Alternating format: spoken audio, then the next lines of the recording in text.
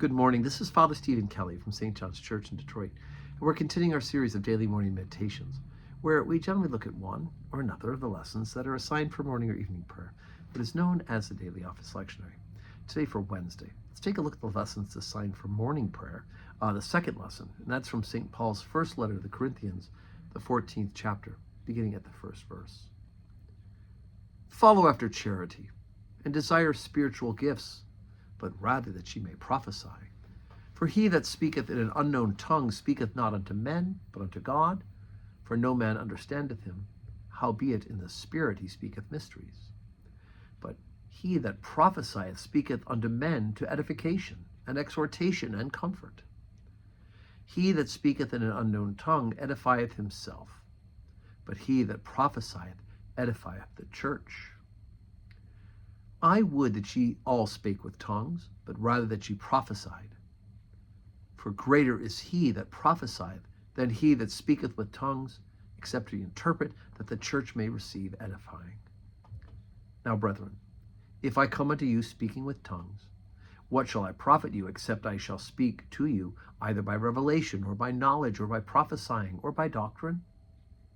And even things without life-giving sound, whether pipe or harp, except they be distinction in the sounds, how shall it be known what is piped or harped?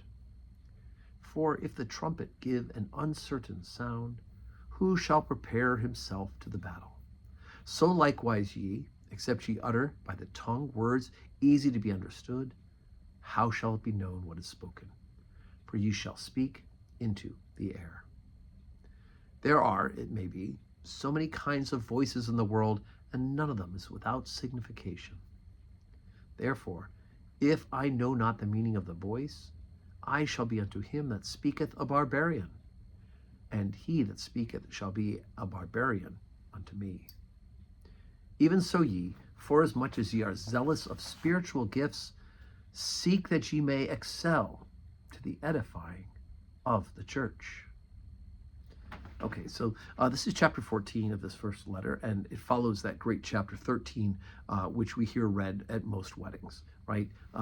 Love is patient, love is kind, love does not seek others' harm, or at the end, the greatest of these, right? Faith, hope, and charity, these three abide, but the greatest of these is charity. Charity being another word for love. And so we begin this chapter picking up where we left off last chapter.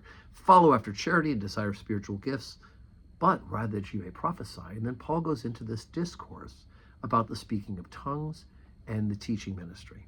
And he says, the speaking in tongues, and remember there are two types of speaking in tongues. There's what we call the glossogoglia, where the person seems to be babbling.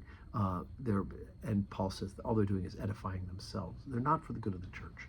Whereas the other type of speaking in tongues is the gift of tongues. And we saw that at Pentecost, right?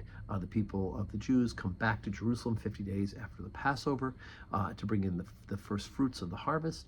And what happens? They hear the good news of God in Jesus Christ being proclaimed in all their languages. People who didn't speak their languages were speaking that language to them. God was using that. So it's the other type of gift of tongues. That would fall towards the prophesying side, because it is edifying the church. It is building up the church, right? To edify means to make better, right? To be edified is to be built up and to be strengthened. And so Paul is saying that, although people will speak in the other types of glossogoglia type of stuff that sounds like nonsense to us, and so be it, it's greater if we're prophesying, if we're doing something to build up the entire body of Christ. And so we should be desiring those particular gifts.